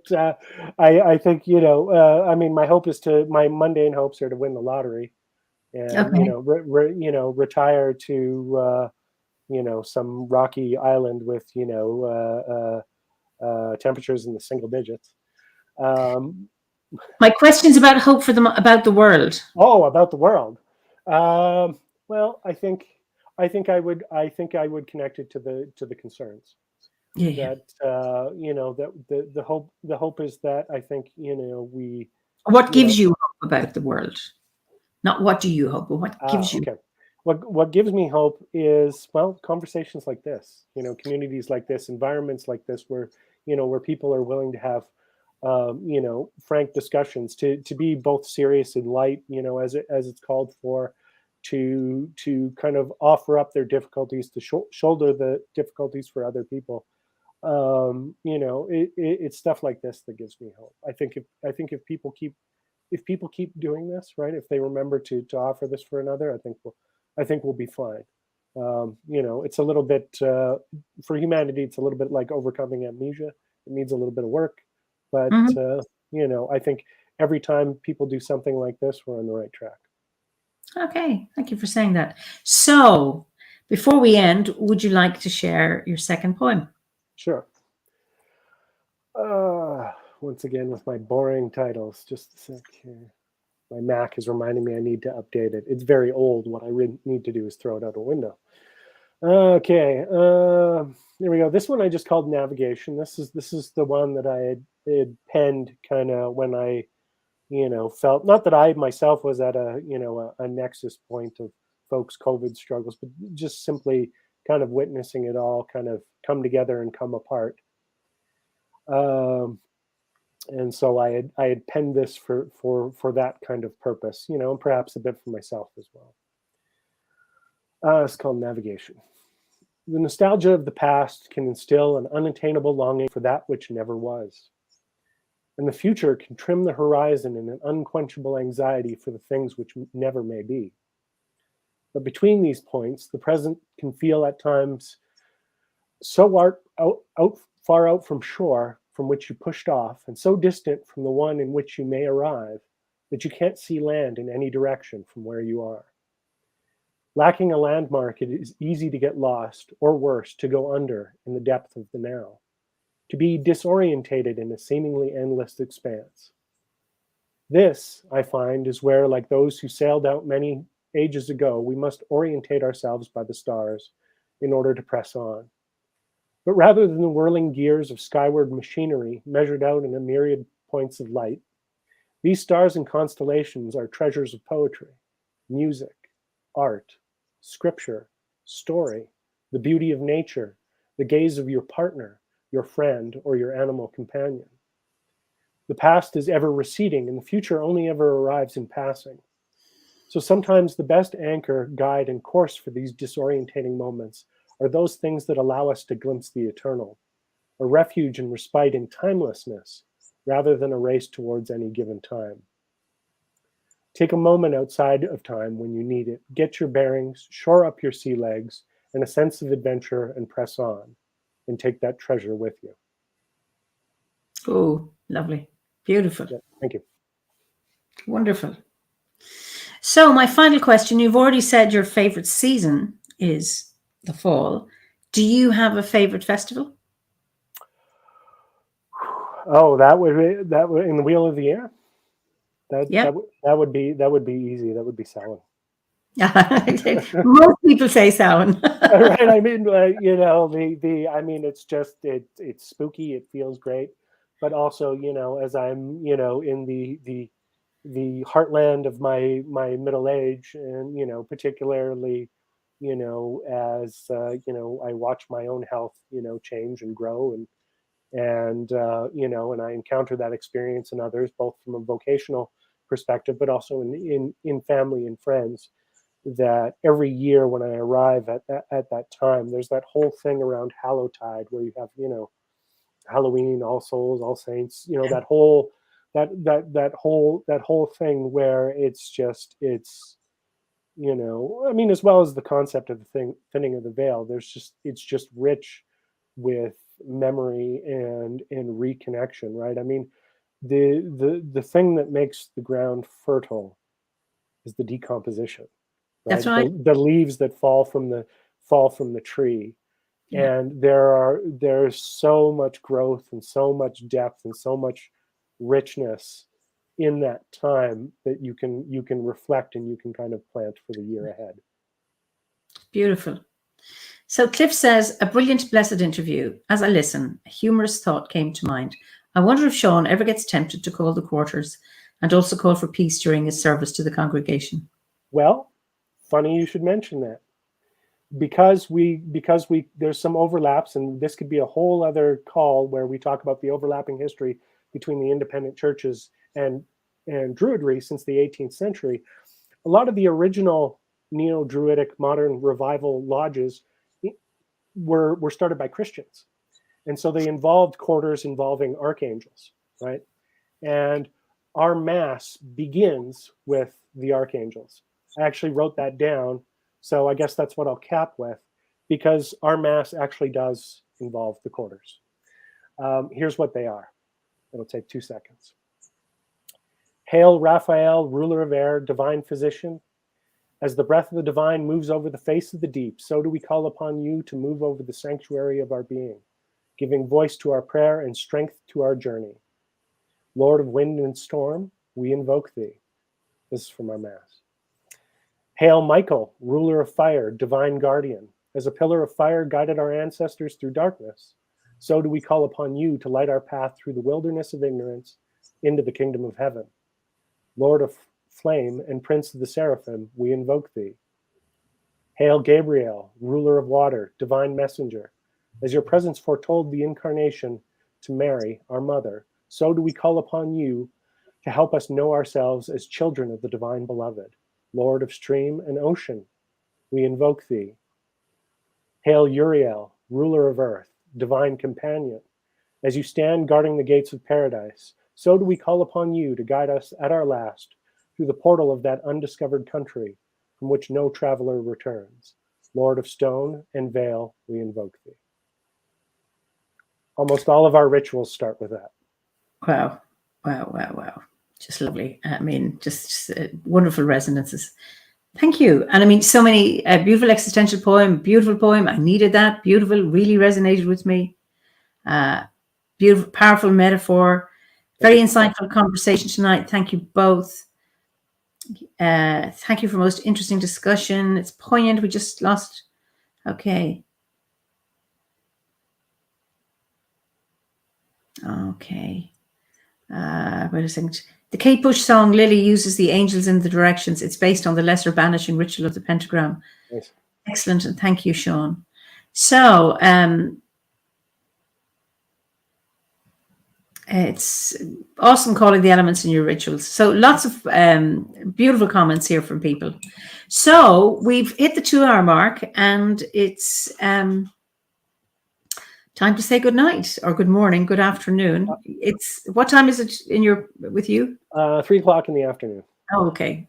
Yeah. So it's been such a joy talking to you, and a really, really interesting conversation. And of course, we could go on and on and on, as is always the case, which is actually lovely that we end on a high note, not when we're bored out of our trees, and it hasn't happened yet. So it's just lovely that these conversations can go on. I wouldn't want to break the winning streak. So the ones that I've been able to watch have been fantastic. Okay. So would you say goodbye, and then I'll send you through the veil, and then we can look at the comments afterwards. Sounds good. Well, thank you, everybody. Have a fantastic evening, morning, afternoon, and week, and of course the Blessed Lammas when it comes around. Okay. So don't you don't go away, but I'll just send you across. Okay. So listen, thank you all for being here this evening and for your wonderful comments. And again, I know there were some flying through that I didn't get to read out, and I'm sorry about that. But I always appreciate how active an audience you are. I am taking a break for the summer, so my next Fireside Chat will be in September, and I'm just checking my date. So it will be the 8th of September. So I am looking forward to having a rest over the summer, and see you then. And I'm sure there's plenty of you haven't watched all of them anyway. There's plenty to look at, as this is our 86th. So I look forward to seeing you in September with another season of amazing guests. We are so blessed to have such members in the order to be able to have these wonderful conversations. And for that, I am really, really grateful. And I'm also very, very grateful to you, that you contribute so much to these conversations and make them relevant. So with your wonderful contributions. So until then, I say good evening, good afternoon, good morning, wherever you are. And slán go fóill until I meet you in September. Okay? Bye-bye. Be well. And blessings of... Oh, I forgot to say. So on the 30th of July, we will be having our orders online ceremony. I will be here for that. So, yes. So until then, slán go fóill. Bye-bye.